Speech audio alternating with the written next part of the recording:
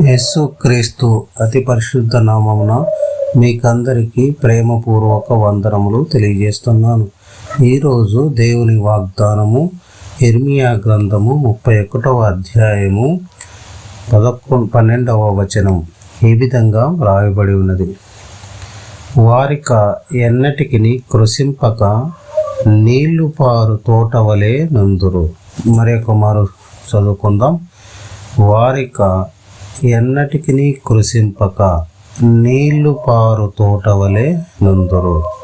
ఒక వాగ్దానము మనకు ఏం తెలియజేస్తుందంటే, మనం ఎప్పటికీ కృశింపక నీళ్లు పారు తోట వలె. నీళ్లు పారు తోట ఏ విధంగా పచ్చగా ఉంటుంది, నీళ్ళు ఉన్నటువంటి తోట కానీ లేక పొలము కానీ ఏ విధంగా పచ్చగా ఉండి ఆ యొక్క ఫలములను ఇస్తుందో ఆ తోట వలె మనము ఎప్పుడు పచ్చగా ఉంటాము అని వాగ్దానం సెలవిస్తుంది. కాబట్టి మనం ఎన్నటికీ కృశింపక నీళ్లు పారు తోట వలె నందురు.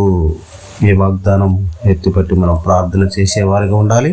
ఈ యొక్క వాగ్దానం నిజముగా నీ యొక్క జీవితంలో, మా యొక్క జీవితంలో, మనందరి జీవితాల్లో నెరవేరాలని కోరుకుంటున్నాం. అదేవిధంగా ఇదే అధ్యాయం 31వ అధ్యాయం యిర్మీయా 31వ అధ్యాయం 9వ వచనంలో చూసినట్లయితే ఈ విధముగా రాయబడి ఉంది. వారు ఏడ్చుచూ వచ్చెదరు, వారు నన్ను ప్రార్థించుచుండగా నేను వారిని నడిపించుదును. వారు త్రొట్టిల్లకుండా చక్కగా పోవు బాటను నీళ్ల కాలువల యొద్ద వారిని నడిపించును. ఇప్పుడు ఏ విధంగా మనల్ని యొక్క నీళ్లు పారు తోట వలె నుందురని వాగ్దానం చేస్తున్నా అంటే 9వ వచనంలో చూసినట్లయితే ఈ విధంగా రాయబడింది. వారు ఏడ్చుచూ వచ్చెదరు. మనము ఏడ్చుచు మన జీవితాల్లో ఉన్నటువంటి కష్టాలు, నష్టాలు, దుఃఖాలను బట్టి మనం ఆవేదన, మన యొక్క పరిస్థితులను బట్టి, అక్కడ ఉన్నటువంటి పరిస్థితులని కఠినత్వాన్ని బట్టి ఏం చేస్తారంటే వారు ఏడ్చుచూ వచ్చేదరు. ఆ యొక్క స్థితిలో వారు ఏ విధంగా ఉన్నంటే దుఃఖాక్రాంతులై వేదన భరితమైనటువంటి ఆ యొక్క స్థితిలో నా దగ్గరకు వచ్చేదరు అని దేవుడు సెలవిస్తున్నాడు. అదేవిధంగా వారు నన్ను ప్రార్థించుచుండగా, మొదటగా ఎలా వస్తుంది? దుఃఖాక్రాంతులై ఏడ్చుచూ వచ్చేదరు. వారు నన్ను ప్రార్థించుచుండగా. ఆ యొక్క కష్టములు, కష్టము, దుఃఖము, ఆ యొక్క పరిస్థితులు, ఇరుకు, ఇబ్బందులు ఎదురైన పరిస్థితుల్లో, దిక్కు తోచని పరిస్థితుల్లో ఏ విధంగా వస్తారంటే ఏడ్చుచూ వచ్చేదరు అంటున్నాడు. దేవుని ఆయన పాదముల దగ్గరికి, ఆయన మందిరం దగ్గరికి మనం ఏ విధంగా వెళ్తున్నామంటే ఏడ్చుచూ వచ్చేదరు. మనం ఏ యొక్క పరిస్థితుల్లో ఉన్నా, ఏ యొక్క ఇబ్బందులు ఉన్న, కష్టంలో ఉన్న, దుఃఖంలో ఉన్న, బాధలలో ఉన్న మనము ఆయన యందు విశ్వాసం ఉంచాలి. ఆయన మందిరమునకు వెళ్ళాలి. ఆయన పాదముల చెంత ప్రతి విషయమందును ఆయనకు మనము మొరపెట్టే వారిగా ఉండాలి.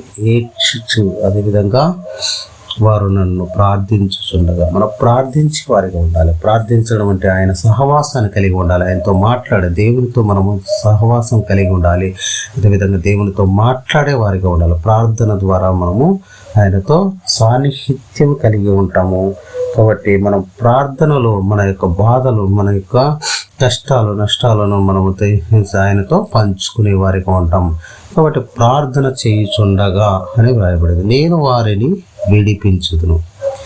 ఇక్కడ ఉంటాడు ఏడ్చుచూ వచ్చేవారిని, వారు ప్రార్థన చేయుచుండగా వారిని నేను విడిపించదును. మన ప్రార్థనలో కష్టాల్లో, దుఃఖాల్లో, నష్టంలో ఉన్నప్పుడు మనం ఏ విధంగా ప్రార్థిస్తున్నామో ఆ యొక్క ప్రార్థన, హృదయ రోదనను, వేదనను దేవుడు గమనించి మనల్ని విడిపించదను అంటున్నాడు.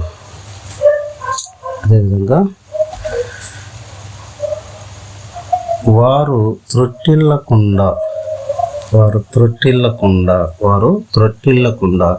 చక్కగా పోవు బాటను ఆ యొక్క బాటను ఆయన నడిపిస్తానంటున్నాడు. మనం ఈ ఇరుకు ఇబ్బందుల కష్టాల్లో దుఃఖములో మనం ఆవేదనలో వెళ్తున్నప్పుడు మనం పరిస్థితి చేయి దాటి వెళుతున్నప్పుడు మనం ఏం చేయలేని పరిస్థితుల్లో ఉన్నప్పుడు దుఃఖాక్రాంతులై విముఖుడై ఉన్న పరిస్థితుల్లో ప్రార్థిస్తుండగా ఆయన ఏమంటున్నాడంటే వారిని నేను నడిపిస్తానంటున్నాడు. వారు త్రొట్టిల్లకుండా చక్కగా వారిని చక్కని త్రోవలో నడిపిస్తానంటున్నాడు. చక్కగా పోవు బాటను నీళ్ళ కాలువల యొద్దకు వారిని నడిపిస్తాడు. ఎక్కడికి నడిపిస్తాడు? నీళ్ళ కాలువల వరకు నడిపిస్తాను అంటున్నాడు.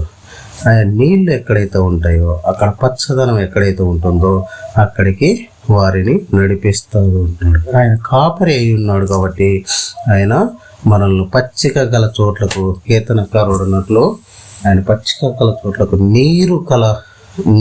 నీళ్ళ కాలువల యుద్ధకి నడిపిస్తాడు అంటాడు. మనకి ఏ ఇబ్బందులు ఉన్నా, మనం ఆ స్థితిలో ఉన్నామో ఆ స్థితి నుండి మనల్ని మార్చిపోతున్నాడు. ఎండిన స్థితిలో, ఎడారి లాంటి స్థితిలో ఉన్నటువంటి స్థితిలో నుండి నీళ్ళ కాలువల యుద్ధకు నడిపిస్తానంటున్నాడు. అప్పుడు ఏమవుతామంటే మనము ఇక వాగ్దానం మరలా చదువుకుందాం. 12వ వచనము చివరి లైన్లో ఈ విధంగా రాయబడింది. ఎన్నటికీ కృషింపక నీళ్లు పారు తోట వలె నందురు. అప్పుడు మనం దేవుడు ఏ విధంగా అయితే మనల్ని త్రొట్టిల్లకుండా నడిపిస్తాడో ఆ యొక్క చక్కగా పోవు బాటను నడిపించి నీళ్ళు కాలవల యొద్దకు మనం నడిపించినప్పుడు మనం ఏమవుతామంటే ఆ యొక్క స్థితిలో, ఎడారి స్థితిలో ఉన్నటువంటి మనల్ని ఆ యొక్క స్థితిలో నుండి నీళ్ళ కాలువల యొద్దకు నడిపించినప్పుడు, మన ప్రార్థనను అంగీకరించి ఆయన నీళ్ళ కాలువల యొద్దకు నడిపించినప్పుడు, చక్కగా పోవు బాటలో నడిపించినప్పుడు మనం ఏమవుతాం? వారెన్నటికీ కృషింపక నీళ్లు పారు తోట వలె నుందురు. నీళ్లు పారు తోట ఏ విధంగా పచ్చగా ఉంటుందో ఆ ఎడారి జీవితం పచ్చని అందమైన జీవితముగా, సంతోషకరమైన జీవితముగా, ఆనందకరమైన జీవితముగా మార్చుతాడు. కాబట్టి మనము అదేవిధంగా కింది వచనంలో చూసినట్లయితే వారి దుఃఖమునకు ప్రతిగా సంతోషమిచ్చి వారిని ఆదరించెదను. విచారము కొట్టివేసి నేను వారికి ఆనందమును కలగజేసేదను. చూడండి, దుఃఖమునకు ప్రతిగా సంతోషాన్ని ఇచ్చేవాడు ఆయనే. వారిని ఆదరించేదను అంటున్నాడు. ఆ యొక్క దుఃఖ సమయంలో ఎవరో మిమ్మల్ని ఓదార్చలేని స్థితిలో ఉన్నటువంటి సమయంలో ఆయన మాత్రమే ఆదరిస్తానంటాడు. విచారమును కొట్టివేసి నేను వారికి ఆనందమును కలగజేస్తానంటాడు. మనం ఏ స్థితిలో ఉన్నామో ఆ యొక్క ఎడారి లాంటి మనకు దిక్కు తోచిన పరిస్థితుల్లో, మనం ఏమి చేయలేని పరిస్థితుల్లో ఉన్నటువంటి ఆ స్థితి నుండి, ఆ యొక్క దుఃఖాక్రాంతమైనటువంటి స్థితిలో, కృంగి నలిగిపోతున్నటువంటి స్థితిలో ఆ యొక్క దేవుని పాదముల దగ్గరికి వచ్చి ఆయన ప్రార్థిస్తుండగా ఆయన నడిపిస్తానంటున్నాడు. ఎక్కడికి నడిపిస్తానంటున్నాడు అంటే ఆయన త్రొట్టిల్లకుండా, మన పాదములు త్రొట్టిల్లకుండా చక్కగా పోవు బాటను నీళ్ళ కాలువల యొద్దకే నడిపిస్తుంది. నీళ్ళ కాలువ, నీరు అనేది వాక్యమునకు సాదృశ్యంగా ఉన్నది. వాక్యము దేవుడై ఉన్నాడు కాబట్టి దేవుని దగ్గరికి దేవుడు జీవాహారం అయి ఉన్నాడు కాబట్టి దేవుడే మనల్ని నడిపించేవాడు. సమస్తమును ఆయనకు సాధ్యము. ఆయనకు అసాధ్యమైనది ఏదీయూ లేదు. కాబట్టి ఎడారి లాంటి నీ జీవితాన్ని, దుఃఖభరితమైనటువంటి నా జీవితాన్ని ఆ యొక్క స్థితిలో నుండి మనల్ని ఆ యొక్క పచ్చది ఆనందకరమైన జీవితం, విచారమును కొట్టివేసి ఆనందమును ఇస్తాడు. దుఃఖమునకు ప్రతిగా సంతోషాన్ని దయచేస్తానంటున్నాడు. కాబట్టి మనము ఈ వాగ్దానాన్ని ఎత్తిపెట్టి మనం ప్రార్థించిన ఎడల మన కుటుంబాల్లో కూడా ఇటువంటి ఎడారి జీవితం నుండి ఆ యొక్క సంతోషకరమైనటువంటి నీళ్లు పారు తోట వలె నుండే ఆ యొక్క జీవితాన్ని మనం పొందుకుంటామని, ఆ విధంగా మనం పొందుకున్నటకు దేవుడు కృపను అనుగ్రహించాలని నమ్ముతూ, విశ్వసిస్తూ ఈ యొక్క సమయంలో మీ కొరకు ప్రార్థన చేస్తాం. కృపా కనికరము గల మహామిక్కిలి ప్రేమ గల మా పరలోక తండ్రి, నీ ఘనమైన పాదం బట్టి వందనములు, స్తుతులు, స్తోత్రములు నాయన.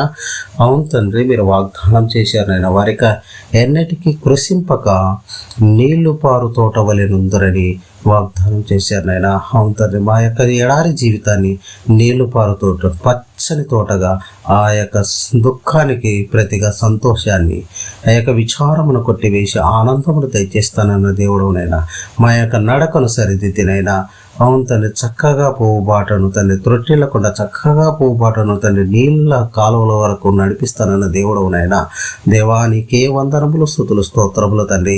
అవునైనా ఈ యొక్క వాక్యమును బట్టి నైనా ఆ యొక్క భయమును వదిలినైనా ఆ యొక్క తండ్రి ధైర్యం తెచ్చుకుని తండ్రి మీరు మాకు తోడే ఉన్నారు, మమ్మల్ని నడిపిస్తారని, మమ్మల్ని ఎప్పటికీ కృషింపనీయకనైనా మమ్మల్ని పచ్చదనములోకి తండ్రి నడిపించి మా విచారమును కొట్టివేసి ఆనందాన్ని, దుఃఖమును కొట్టివేసి నేను సంతోషాన్ని ఇచ్చేవారు మీరే నన్ను నమ్ముతూ విశ్వసిస్తూ ప్రతి కుటుంబంలో తండ్రి ఆ యొక్క దుఃఖమును తీసివేసి సంతోషాన్ని, విచారమును కొట్టివేసి ఆనందమును దయచేయమని. అవును తండ్రి, ప్రతి ఒక్కరు వినుచున్నటువంటి ప్రతి ఒక్కరి వినికిడిలో ఇది నెరవేరునని యేసు నామము ఇది నెరవేరి తండ్రి ప్రతి కుటుంబం పచ్చగా ఉండాలని కోరుకుంటూ యేసు క్రీస్తు అతి పరిశుద్ధ నామమున ప్రార్థన చేసి అడిగి వేడుకుంటున్నాం పరమ తండ్రి. ఆమేన్, ఆమేన్, ఆమేన్.